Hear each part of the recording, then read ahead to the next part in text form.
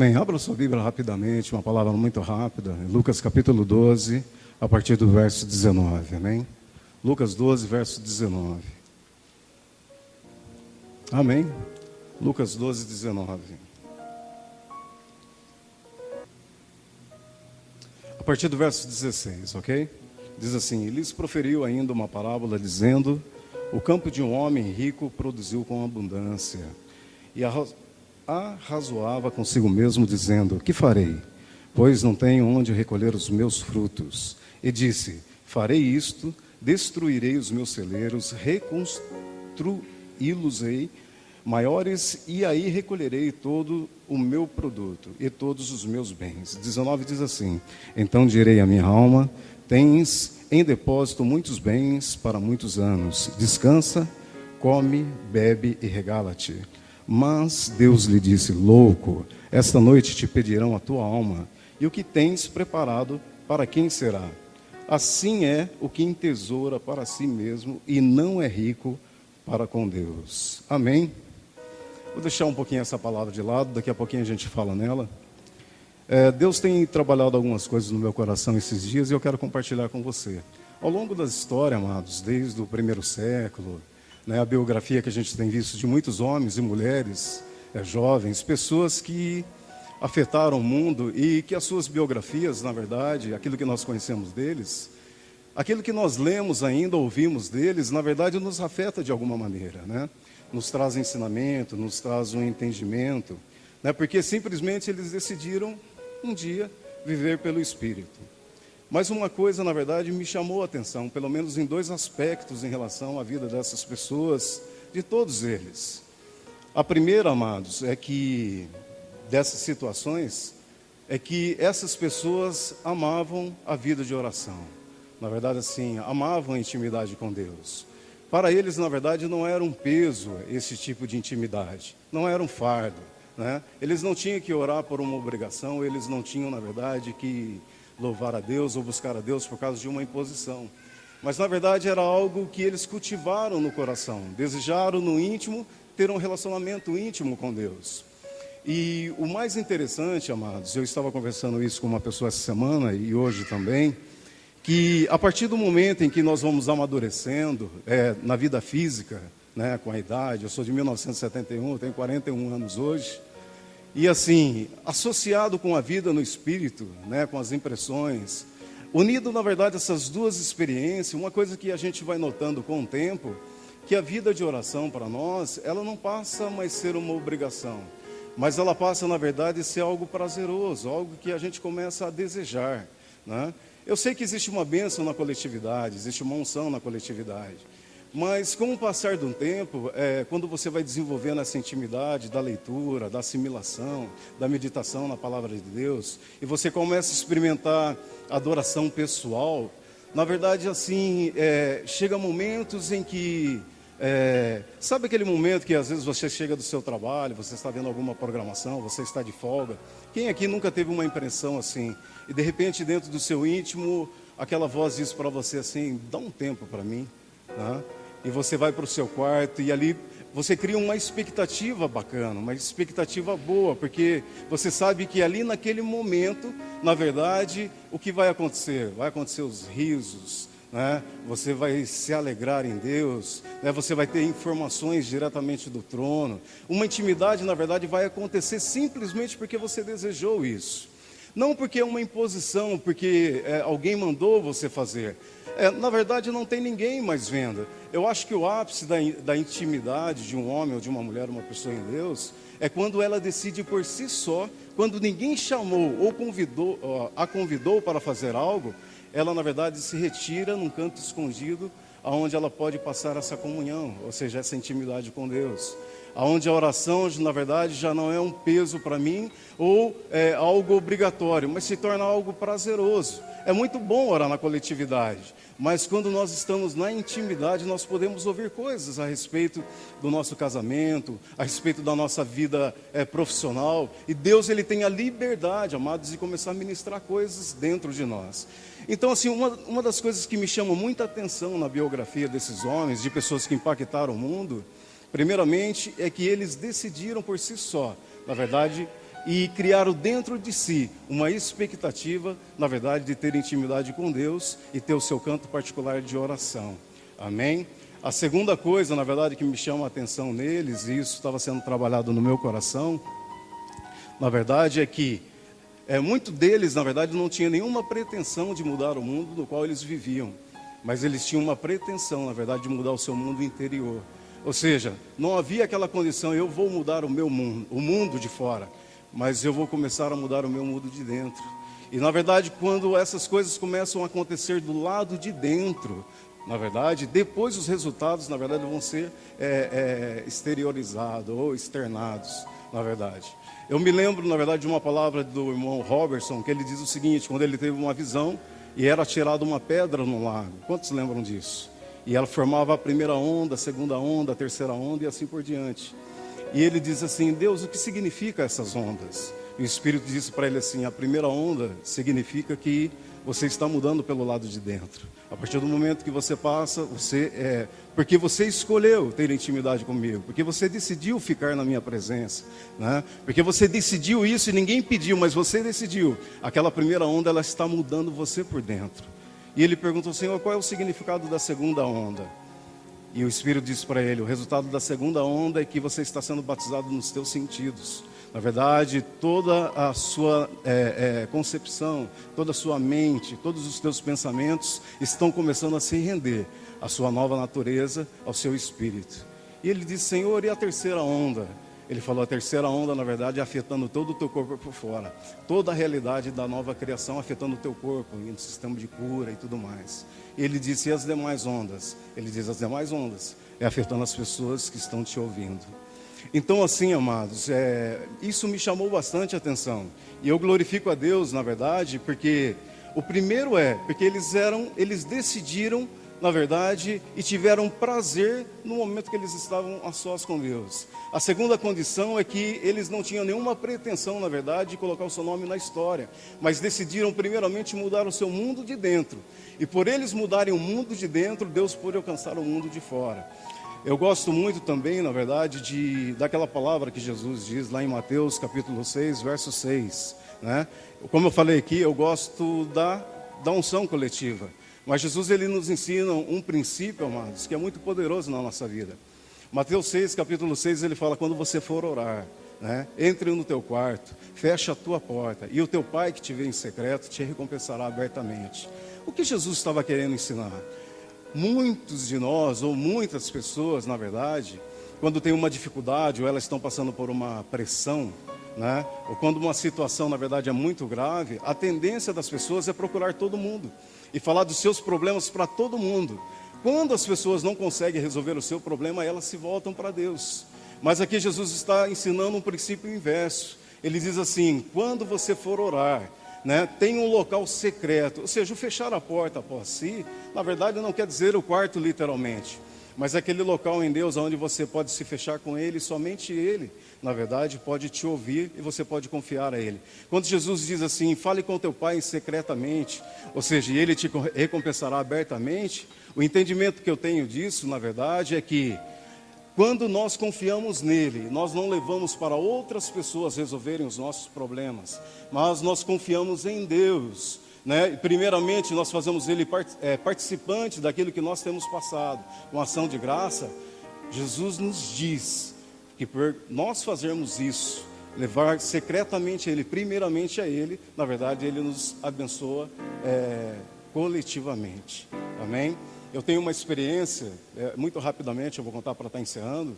Eu me lembro de uma situação, de um lugar em que nós moramos, e nós começamos a fazer uma reunião de oração a partir das 8 às 9 da manhã. E se juntaram muitas pessoas daquele bairro, naquele local. E eu me lembro que eu estava numa situação financeira difícil naquele momento, né? Eu precisava mais ou menos de uns 5, 6 mil reais para saldar a dívida no dinheiro de hoje, né? E eu lembro que todos os dias de manhã a gente dava um café para o pessoal antes do trabalho, e a gente ministrava a palavra e depois nós tínhamos um momento de oração. E se chegaram muitas pessoas daquele bairro para aquele local. E nós fazíamos isso de segunda a sexta-feira.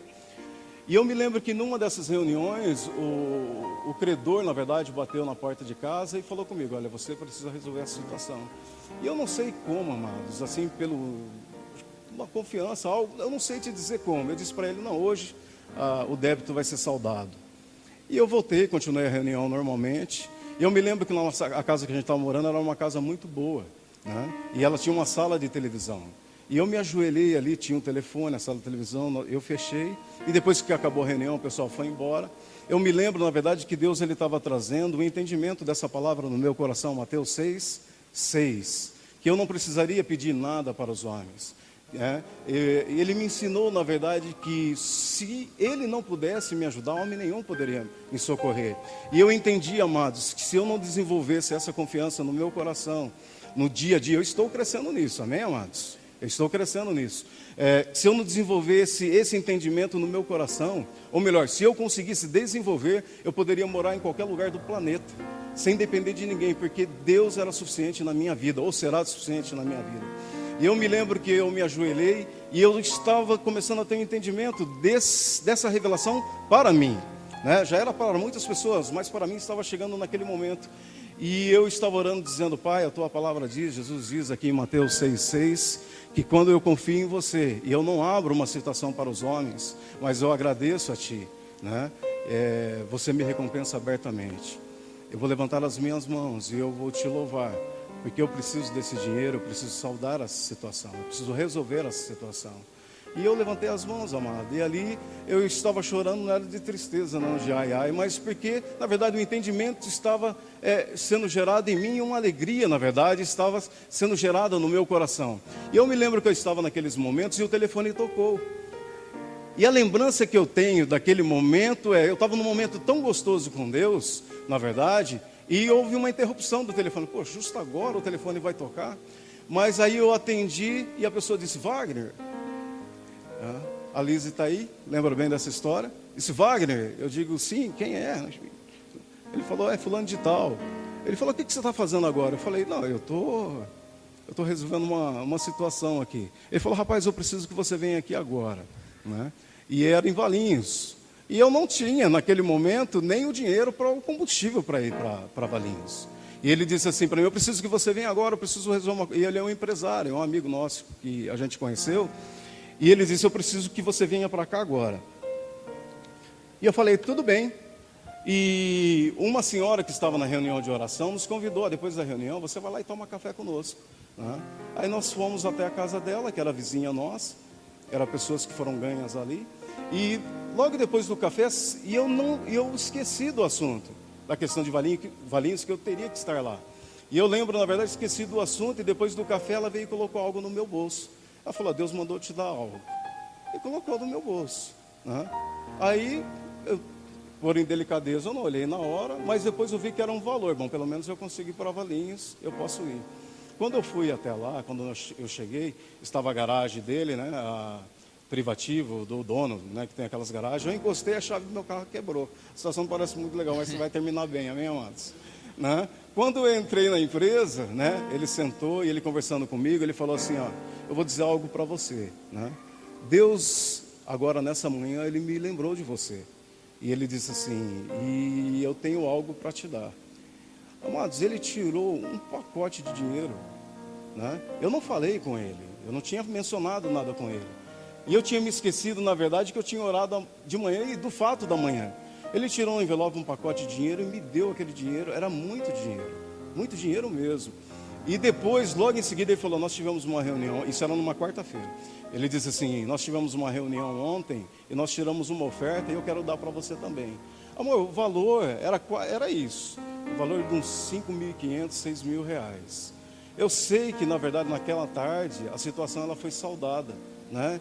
E Deus me livrou de uma situação simplesmente por um entendimento que Ele havia me dado dessa situação. E foi muito rápido. Na verdade, eu estava orando, o milagre aconteceu e eu não queria nem atender o milagre. Então Jesus, ele diz assim: quando você estiver orando, não dependa dos homens. Vai ao teu pai em secreto, na verdade, que ele te recompensa. Eu me lembro de uma outra situação. Posso contar um testemunho?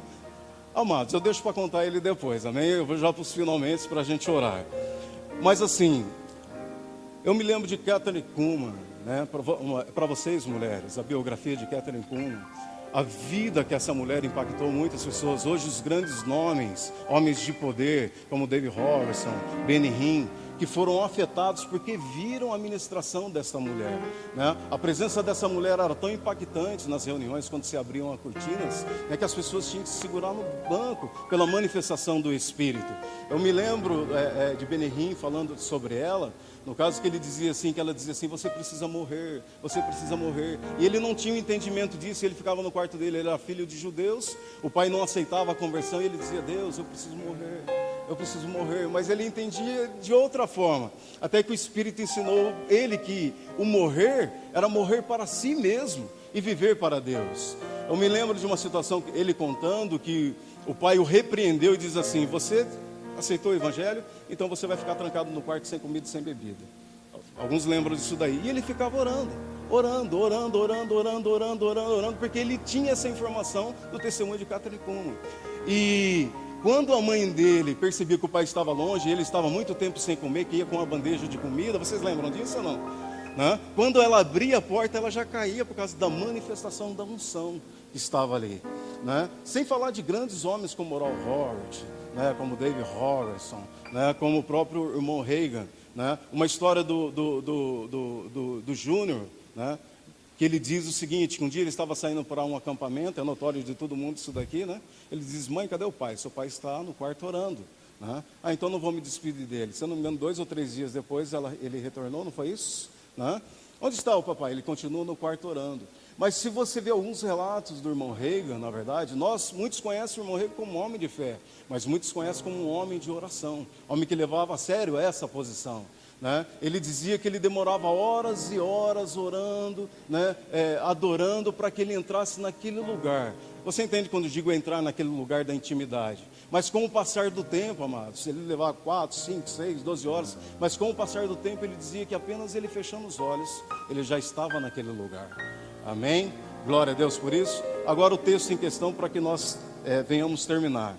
A palavra de Deus diz aqui, em Lucas no capítulo 12, verso 19, nós vamos terminar disso, a respeito de um homem muito rico, um empresário no mundo dos negócios nos dias de hoje. Um homem muito bem sucedido aos olhos do mundo, na verdade conseguiu acumular grande riqueza, e que ele tinha, na verdade, essa riqueza para viver a vida inteira. Né? E o interessante é que quando ele diz, Jesus relatando a respeito disso, ele diz assim: a minha alma agora está sossegada, eu vou só usufruir desse bem. Né? E uma voz diz: louco, né? Esta noite te pedirão a tua alma, você vai morrer. O que você tem preparado? Para quem será? Você sabe qual é o entendimento que Deus tem trazido no meu coração a respeito desse ensinamento? Esse homem, na verdade, aos olhos do mundo, ele era muito bem sucedido em seus empreendimentos, muito rico, na verdade. Mas esse homem só preparou a sua vida em termos do terreno, do dia a dia, da correria do dia a dia, né? Das conquistas pessoais, mas não havia preparado nada em termos de eternidade. No momento do ajuste de conta, ele não tinha nada para oferecer. Você entende isso? A nossa vida, amados, ela é muito mais do que o nosso dia a dia. Quando nós falamos do prazer de orar, é que nós damos uma condição para que o próprio Deus, na pessoa do Espírito Santo, ele pode ministrar no nosso coração fundamentos da sua palavra, revelações profundas, na verdade. Você já está cansado de ouvir isso, é uma palavra que eu gosto muito, que a gente não precisa se preocupar pelo dia de amanhã. Por quê? Porque Deus já esteve lá e já arrumou a situação, não é isso? Em apenas 1 minuto, Deus pode resolver uma situação que a gente está tentando resolver o ano inteiro. Em alguns minutos que nós estamos aqui. Não porque alguém pediu para que nós estivéssemos, mas porque nós decidimos estar nesse lugar, e porque nós amamos aquilo que nós estamos fazendo, e porque nós temos prazer em fazer isso, não só aqui, mas nos nossos momentos particulares. Amém? Muitas situações, muitos milagres reais, que perdurarão nas nossas vidas, pode acontecer nesses momentos. Amém, amados? Glória a Deus. Vamos ficar em pé novamente, com um cântico. Nós vamos começar a oração. Amém, Fernando?